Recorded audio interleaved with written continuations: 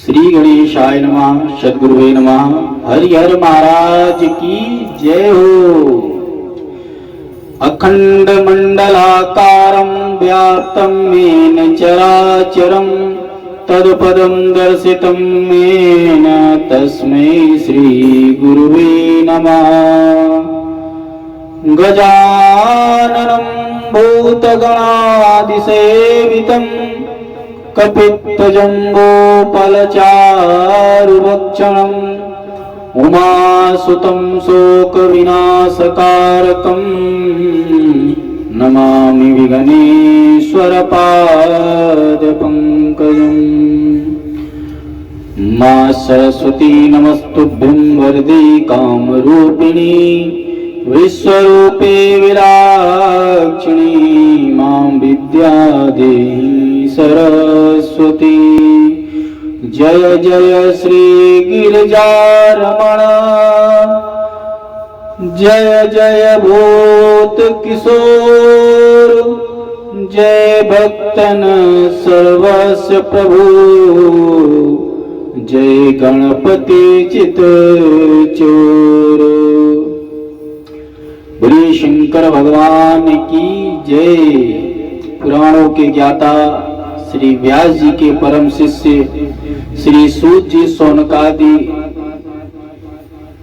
ऋषियों के साथ सत्संग कर रहे हैं नैमिष क्षेत्र में और संसार के कल्याणार्थ अपनी जिज्ञासा भरी प्रश्न रखते हैं। ज्ञान वैराग्य सहित भक्ति से प्राप्त होने वाले विवेक की बुद्धि कैसे प्राप्त होती है। साधु पुरुष अपने काम क्रोधादि विकारों का कैसे निवारण करते हैं। कलयुग के आसुरी स्वभाव के प्राणियों की शुद्धि के क्या उपाय हैं। किस कल्याणकारी साधन से आत्मशुद्धि होकर श्री शंकर जी में भक्ति उत्पन्न होती है। श्री सूत जी कहने लगे, हे मुनि श्रेष्ठों, आपकी बुद्धि श्रेष्ठ है और बुद्धि शुद्ध होने पर ही भगवान की कथाओं का श्रवण करने की लालसा जागृत होती है। हे मुनि श्रेष्ठों, अब मैं तुमको भक्ति बढ़ाने वाला काल रूपी महासर्प का विध्वंस करने वाला परमोत्तम शिव पुराण का श्रवण करवाता हूँ।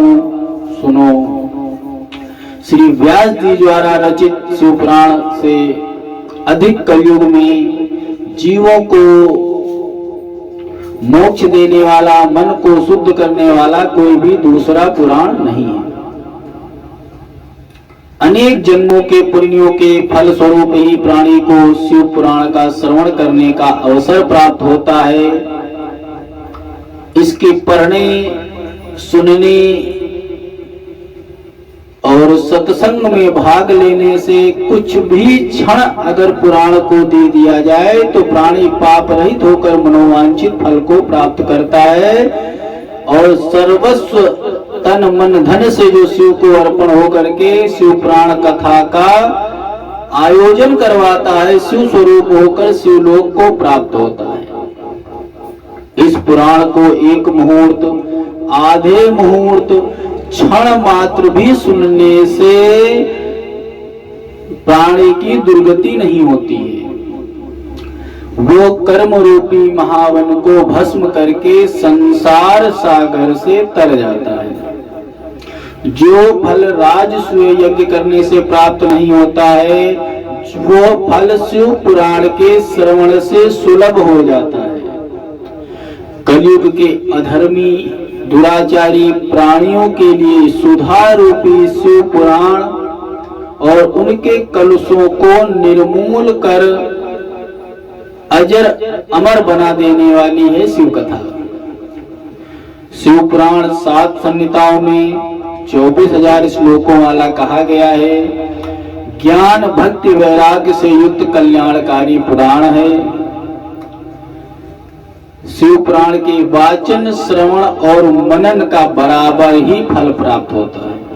शिव जी ने कोई भी दुर्व्यवहार नहीं किया है। इसको सुनने वाला, कहने वाला, करवाने वाला या कोई भी सहयोग करने वाला वो शिव पुराण के पूरे फल को प्राप्त करता है। कहते हैं सहस्त्र अश्वमेध यज्ञ करिए, वाजपेयी यज्ञ करिए, शिव महापुराण की 16वीं कला के बराबर ये सब यज्ञ नहीं है। हजारों गंगा, सप्त नदी, सप्तपुरी, गया भी इस पुराण की समता नहीं कर सकते हैं। अपना कल्याण चाहने वालों को शिव पुराण का श्रवण, सत्संग, मनन अवश्य करना चाहिए। शिव पुराण आत्मज्ञानियों के लिए अत्यंत श्रेष्ठ है। चतुर्वर्ग प्रदाता इतिहास पुराणों में श्रेष्ठ सत्पुरुषों और मुमुक्षुओं का प्राणी मात्र का कल्याण करने की अगर शक्ति किसी में है तो वो शिव पुराण में है। द्वितीय अध्याय में श्री शौनक जी कहते हैं, हे सूत जी, आप तत्वदर्शी पुराण पुरुष हैं। आपने हमें पाप नाशिनी, मन को शुद्ध करने वाली धरा धाम पर दुर्लभ शिव पुराण का महात्म श्रवण कराया। शिव पुराण के बारे में हमको इतना बता दिया है कि अब हमको शिव पुराण सुनने की जिज्ञासा हो गई है। अब हमें ये बताने का प्रयास करें कि कलयुग में शिव पुराण के द्वारा किस किस का कल्याण हुआ।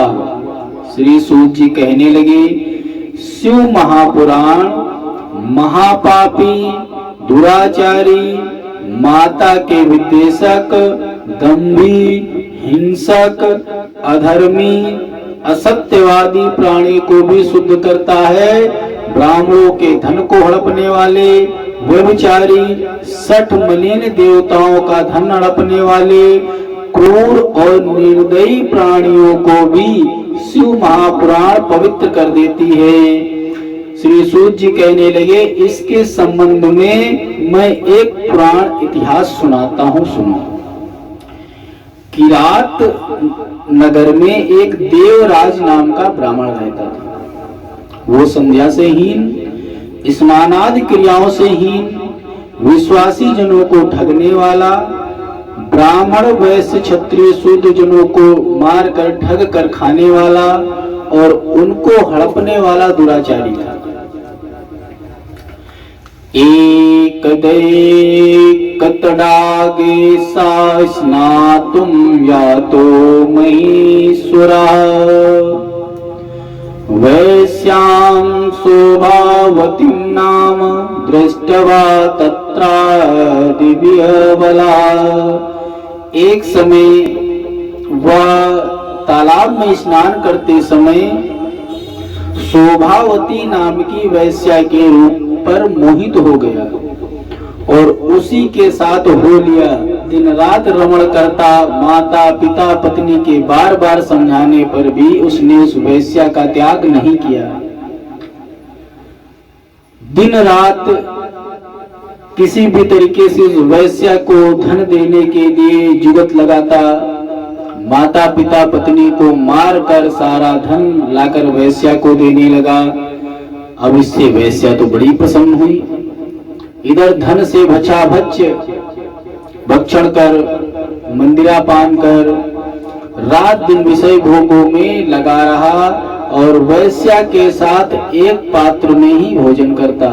जैसे कहते नहीं, हमारे सोना बाबू और एक ही थाली में खा लेते हैं, प्रेम बढ़ता है, तो उसी तरीके से वह उसी वैश्या के साथ में भोजन पानी एक ही थाली में खाना, बिल्कुल लिव इन रिलेशन, जैसे ना लिव इन रिलेशन में रहने लगा। अब इस तरीके से धीरे धीरे उसका आचार विचार संस्कार जो भी थे जातिगत या सत्संगवश या कैसे भी, वो सारे नष्ट हो गए। अब एक दिन वह ब्राह्मण प्रतिष्ठानपुर गया। वहां पर एक शिवालय में संत के मुखार विंद से शिव कथा का प्रवचन हो रहा था। तो वहीं पर जब बैठा तो उन्हीं के माध्यम से बैठा, क्यों ये भी समझ लीजिए, ये चलते चलते उस नगर में गया तो बीमार हो गया था। बीमार हो गया तो शिवालय के चबूतरे पर बैठ गया। उस बुखार इसके शरीर में इतना तेज था कि वहीं बैठ गया और वहीं शिव कथा हो रही थी। तो शिव कथा के शब्द जो है उसके कानों में पड़ते रहे और उसी रोग अवस्था में उसकी मृत्यु हो गई। उसी समय जब यमदूत उसे लेने आए तो बांधकर यमपुरी ले जाने लगे, तब वहां पर भस्म लगाए रुद्राक्ष पहने शिवगण उनसे पहले आ गए और यमदूतों को ताड़ना देना शुरू कर दिया। यमदूतों को मारने लगे और यमराज के सामने उसको छीन ले गए और कैलाश पर ले जाकर के माता पार्वती और शिव के समक्ष छोड़ दिया। तो कहते हैं उसने गलती से ही देखो किसी तरीके से शिव कथा का श्रवण कर लिया, तो उसको शिव कर लेने आए, तो शिव कथा के श्रवण मात्र से ही उस दुराचारी का कल्याण हो गया और माता पिता पत्नी के हत्यारे ब्राह्मण की भी सदगति हो गई। तो इस तरीके से शिव कथा कैसे कल्याण करती है। अब दूसरे भाग में शौनक जी कहने लगे, हे महाभाग, कृपा करके हमें कोई ऐसी दूसरी कथा सुनाइए।